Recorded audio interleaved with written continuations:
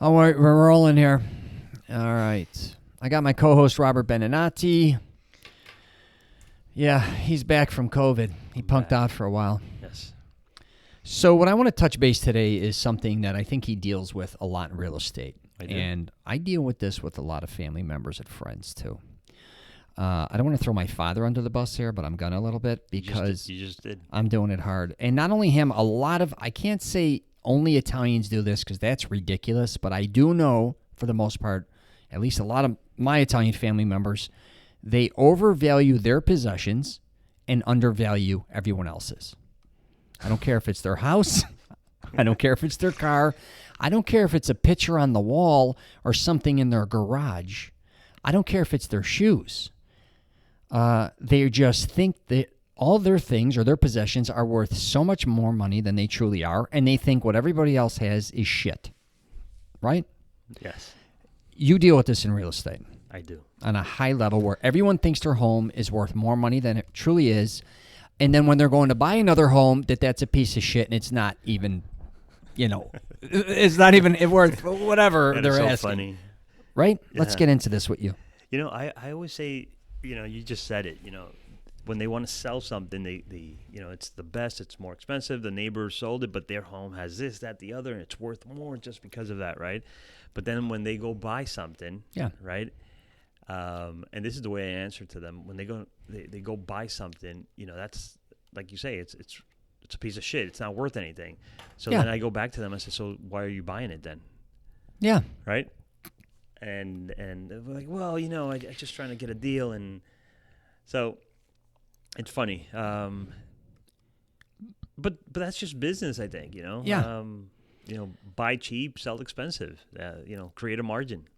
So I get it. I'm in the business. So. But some are extreme. Even when they compare things, like in the neighborhood, a lot of times, because I've had homes, and you may have a home that you're selling, It's that. It's yeah, right. It's the extreme thing. It's just being extreme. They're even if they have something that somebody else has that almost matches up identically, right? It could be even a car. You know what I mean? They'll be like, well, theirs is a piece of shit. Mine, I put this under the hood. My interior's this. They don't have that. You're like, listen, it's almost identical. Same thing, man. My father has a car, a Zimmer 1980, and it's almost priceless in his mind. He does not care online what they're going to sell, what it's selling for, what it goes for at the auction. He has something in his mind that says, no, this is the value of the car. Right. His car, at least. Yeah, and I think people, again, back to homes or it could be a watch. It could be whatever. I hear it all the time with homes, Okay, so, I go in and knowing, well, the neighbors, the neighbor across the street or the one down the block, he sold his house, right? But he doesn't have, I just did this to the house and did that to the house. Yeah. I mean, what'd you do? Painted and, how much more did you do to the house, right? Yeah, right. Well, his house doesn't have that and this, and, I'm like... Okay. Well, let's get into the flaws of your house, though. Like, nobody ever also talks about, like, what it doesn't have. It's always what it has. Did you ever notice that, too? A lot of times, and most of the things, at least in real estate, let me go back to real estate here a little bit, but most of the things they're talking about doesn't have an effect on the appraisal. Exactly. I have a new coat of paint, and I did the laminate wood floors, and he's got half an acre, and you have a quarter of an acre. That's where the value is. He just put a new roof, Right. So that's where the true value is, and they become blind to it. And back to people not wanting to accept what the true value of what they have is worth. It's almost degrades them, I think. And I don't. It's an emotional attachment, basically. It is. A lot of the stuff in your home, I'm going to tell you out there to the public, is junk. A lot of shit you have, you may value, other people don't give a shit about it. And I don't mean to be disrespectful on that, but a lot of things that you have in your garage, within your home, it's really not worth nearly as much as you think it is. And you can, if you've ever even, you've seen auctions where they have, you're talking about monetary value, or you're talking about not personal value. I'm just saying possession-wise again. Emotional value. Yes, I don't care if it's the clothing in your closet, or the shoes, or again... well, how many of us have not thrown away that favorite T-shirt that has holes already in it, or jeans, or because they feel comfortable, or That I get to a certain point. Oh, of course, yeah. It's the hoarding part that I don't approve of. Me neither. Me neither. Like you go in and I have this, that's garbage. Get rid of it. Like, let it go. Yeah, and a lot of people spend, as you know, a lot of money on storage for things that they're not going to use. Or they haven't used in the last couple of years. That what you spend on storage, exactly, you could get rid of everything else that's not that you don't need, and that one thing that you really need, you could go buy it again, cheaper than what you spent 2 years in storage, and in better condition, newer. Yeah, not moldy and dusty and exactly. And a lot of things in people's homes, as you know, is just old and decrepit. And two, when they go to move, a lot of people, I think, they're spending a lot of money on movers. And I've been there when you have so many things. So you're getting, if you use movers, but if you do it personally and you have to move, you're going to beat the shit out of yourself. But if you have a lot of possessions in your home and you're paying movers to move a lot of things, it's going to cost you more, yeah. Cost you a lot more money. And it's just quite interesting that I wanted to touch on this subject with you because it's overvalue, yeah. Don't we kind of overvalue everything that's our own, and we kind of undervalue? I mean, I just think in life in general, a lot of us do this, but I kind of take a different approach. You know that on my podcast or on my videos that I kind of always look from the other side as much as I'm looking from my side. Mm-hmm. So if you talk about my car, I'll be like, I'll kind of bum wrap it and say, well, this thing's not this is happening here. This is happening. People are like, Rich, why do you talk like that? But I'm like, that's what it is. Because it is what it is. Right. I don't bull. In your mind, at least, you're being honest with yourself. I can't bullshit even myself. Right. I get aggravated.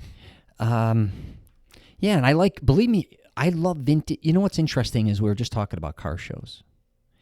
And how interesting it is when you have a certain car, after a certain amount of time, how it kind of plummets. So I'll just use a convertible Mercedes, something like I have, that's older.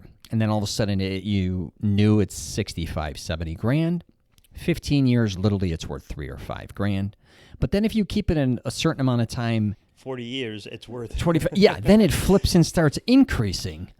It does get, I think, tricky in life regarding how some things vintage, start to value, and then some things don't. And cars are a perfect example of that. But when you go to an auction, sometimes you don't even know. On the flip side of things, people may have things in their homes that they undervalue that are actually worth a lot of money because they're kind of naive. Right? To a certain degree. I have an uncle like that had this vintage car that he had in his garage for 30, 40 years. And before you know it, it's worth a ton of money. I mean, he'd have to fix it up, but he never even realized. I've heard a lot of stories of people buying things at garage sales for $1 or $2, and it's worth, hundreds or maybe even thousands. Yeah. Picture frames and, China or... Yeah, like that show. Yeah. Like they come in and they think it's worth whatever in those pawn shop. I don't watch a lot of those pawn shop shows, but sometimes they bring in things that are like nostalgic or that are like, one in a million type things. And all of a sudden they think it's worth $800 and it's worth, $80,000. I don't know what it's, those are very interesting too. I bought a 12-string guitar at a garage sale. The guy let it go like for $10 and it was worth about $400. Because it was an Alvarez 12-string guitar. Just an example of, if you know what you're looking for. I did something weird once. I used to go to auctions all the time. I brought the thinnest watch in the world. I just did a video on this, and it's as thin as a dime, a Concord Delirium. It's made by Movado, actually. Mm-hmm. And it wasn't working, and the band was destroyed. So basically all you're doing is buying the watch. So I forgot what I brought it for, but I knew about it. I don't know, a weird thing I knew about this watch because I liked Movado, and I'm like, wow, this watch is like worth at least 15 grand. I know it is.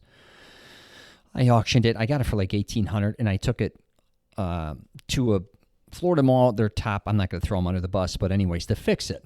And they said, where'd you get this? They were all excited. They didn't see any of the style anymore, and I said, can you fix it? Yeah, we'll have to send it off. I said, that's cool, but I'm going to first get an appraisal. So I got an appraisal. I think it was appraised at 15 grand. So I handed it to them to fix it. They didn't know I had the appraisal. Then after a month or two, they lost it. I said, that's cool. So I just bought my watch. Yeah, I sent the appraisal to my lawyer. They says, we're going to get you can pick out a watch here, which they were even talking about some higher-end watches. And I don't know if it was a Rolex or whatever they had. And I said, no, I want this watch, or I want the money. They're like, well, we're going to appraise it. And I said, no, I already had it professionally appraised. And my lawyer sent them and said, you owe him, I think, 15 or 18 grand. Right. And you owe me my percentage now, too. Out of nowhere, that week they found the watch. I swear to God, to this day. And then I ended up getting that watch, and I needed money for my daughter on one of her surgeries. And online I went, and they were supposed to do a cashier's check or money order. We shipped it to California, disappeared. And it was a major shipping company, one of the biggest in the world. And somebody pulled a heist where this guy owned a jewelry store, ordered all this jewelry, took it all, and was in cahoots with the driver. So them two just disappeared. Even though I insured it, they said I had to go through them because they fired the guy and because it was a big investigation. Anyways, I lost that watch, but it was kind of interesting that, sometimes you do find things that you can really make a lot of money on if you're kind of alert, especially in auctions. Anyways, it's a long story. So that's it. So the moral of the story. The moral of the story is a lot of your stuff is shit, but you may have something, you may have a diamond in the rough. Yeah, overvaluers. Yeah, I'll tell you that. Yeah, unbelievable. All right, should we wrap it up there? We're at 12 minutes, brother. All right, we're going to wrap it up there. Check out Robert's podcast, too. He's a real business. He gets down to business. Where else? You're all over the joint. Real Business Podcast, yeah. .com, YouTube, Facebook, Instagram. Anything else? That's it, man. Me and him hit the wall all of a sudden. We're going on 2021. We don't even know what to do with social media anymore. We're kind of even sick of talking about ourselves. And that's all I got for you guys. I guess you know who the hell I am. You're listening to me, so I'm going to wrap it up there. Take care.